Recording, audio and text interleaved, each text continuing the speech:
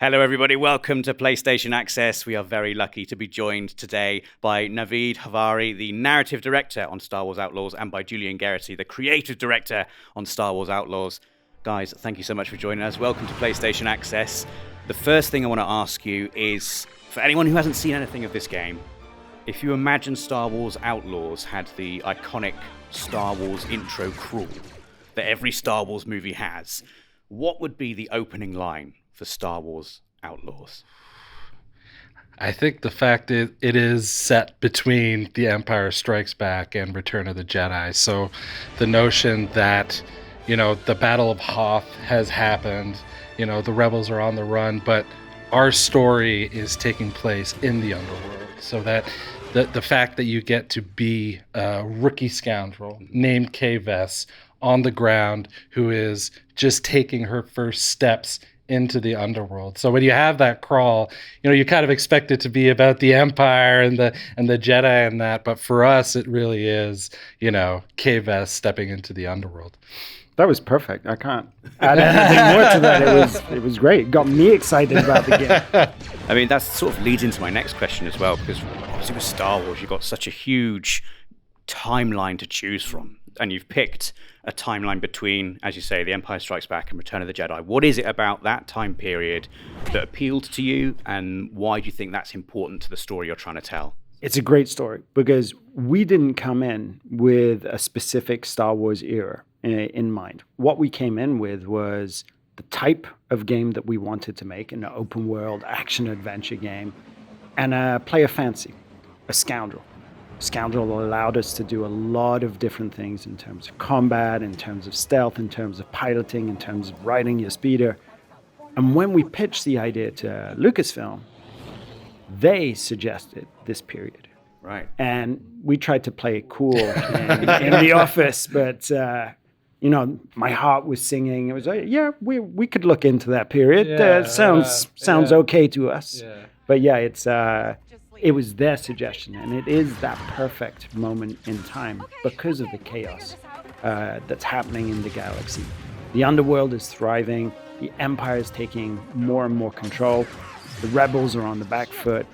It's a perfect moment for us. I'm not going to lie. As a writer, the moment I realized we were in that period, there was like, excuse me, what? That's happening?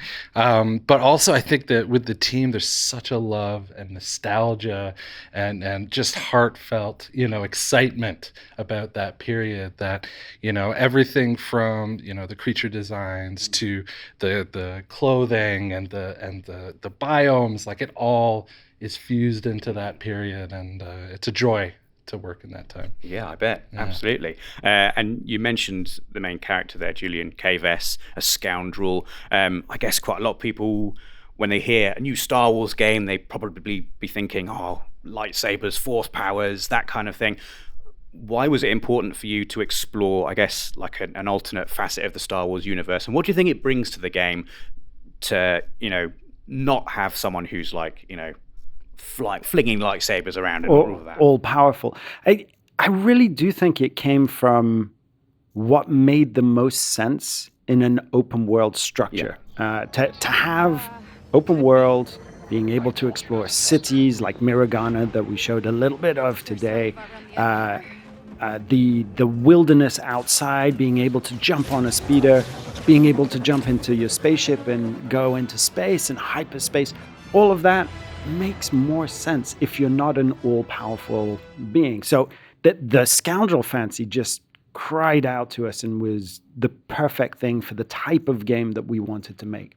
I think as well with the character of Kay, it just felt so natural to explore a story where she's not involved with the rebellion. She's not even thinking about it. The Empire is the furthest thing from her mind, but to have someone she's a thief trying to survive and make her way through the galaxy, and then ultimately to go into the underworld with all these syndicates, like you were saying, Miragana, we showed a bit of today, but we were introducing a new syndicate called the Ashiga clan. Like, there is a whole layer of the Star Wars galaxy that we get to have players really explore and have fun with, that, you know, you've seen in the comics, you've seen in some of the books, but to see it in an open world action adventure is it's going to be awesome. I can't wait. And you've mentioned the fact that it's open world. That's obviously the big thing about the game as well. You know, what are fans of Star Wars going to get to experience in this open world that they perhaps haven't had the chance to experience in a Star Wars game before? I think for us as fans of Star Wars as well, and thinking about the locations that where we were going to allow players to explore and to be driven by their needs and distracted by their curiosity, I think it's this opportunity almost of virtual tourism. I think you say it, but it's an opportunity for players to step into Star Wars. And if you've ever been curious about the distance between the moisture farms to the Mos Eisley Cantina, you're going to be able to measure that out. So there's a lot of pleasure of directing your own Star Wars adventure, featuring iconic locations, Tatooine, but also brand new locations like Toshara. And that sort of ties into my next question as well, because obviously with, you know, Star Wars, the movies and quite a lot of the games that people will already be familiar with are very directed experiences. They have like these big story-driven set pieces, and the way that players experience them is directed probably a bit, and it's a bit more focused than what you're allowed to do in an open world game. So what are the challenges for you in, you know, as you said, Julian, you've got basically this massive canvas for players to essentially direct their own Star Wars story. Was that your intention, to give players like a real sort of license to play around and have fun outside of those like big main story beats? Well, I like to say that open world narrative is some of the most fun, but also challenging narrative to craft. And I think what we've really tried to approach it with is the idea that Kay has her journey. She has these like key beats throughout the story and across the galaxy that you're going to hit, and you're going to experience that change and that growth. But if the player wants to go off the beaten path, if they want to go from Miragana City and hop into their speeder and blaze across Toshara and find a hidden artifact, the story is going to cover that. It's going to allow players to go off and do that without, you know, deviating too far of what the intention of the main narrative is. So I think that's really a huge focus for us. And the wonderful thing about the world team and the art team that we have is they also approach those layers of an open world through the lens of character and through the lens of story. How does this apply to Kay's journey? How does it apply to someone who's going to experience a planet like Toshara for the first time? So, and also a big aspect of open world gameplay, you know, getting to ride around on a vehicle, getting to cause a little bit of chaos. We saw in one of the recent gameplay trailers that, you know, you can get like a wanted level, you can cause trouble, you're an outlaw. So that kind of, I guess, freedom to cause a little bit of chaos, like how much fun a player is going to get to have in that kind of regard with Star Wars Outlaws? I think that's one of the high points of an open world game, the systems that drive some of the NPC behaviors around. So, of course, you're going to have the Empire. And every single location that we picked, from, you know, Toshara to Tatooine to the other locations, they all are hives of scum and villainy that also have Empire presence. So the wanted system, 100% the Empire is going to chase you, try and track you down if you cause chaos. Very familiar system with stars, and you can get very, very wanted. And then they send out the big guns and death troopers. But it's the relationship system with the other syndicates that really brings a personalized story, because a scoundrel lives and dies by their reputation. Sure. So you're going to be doing jobs for these different syndicates in each one of the locations and building your relationship or stabbing them in the back. And the better your relationship is, the more missions you'll get from them, the more contracts, price discounts, access to locations that you couldn't go into before. Get on their wrong side, though, and they'll send people after you. So, it's a balance. And at the end of the game, every single player will have a different profile of how they've navigated the underworld. Sure.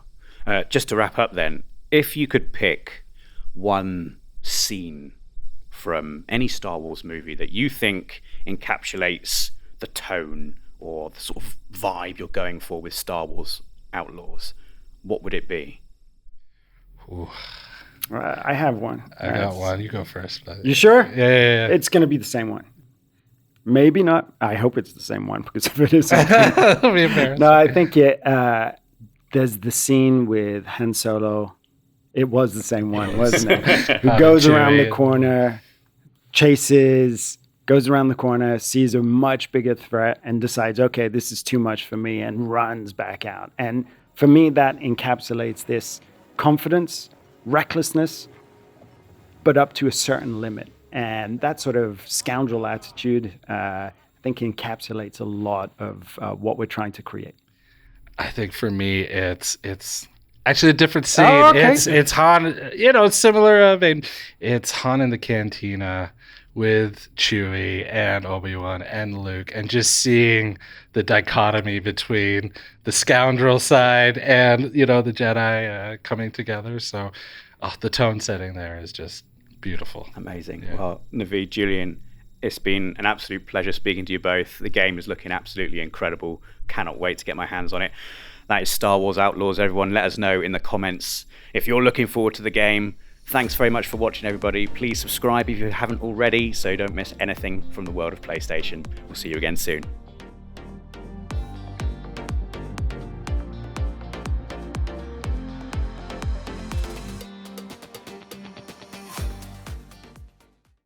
PlayStation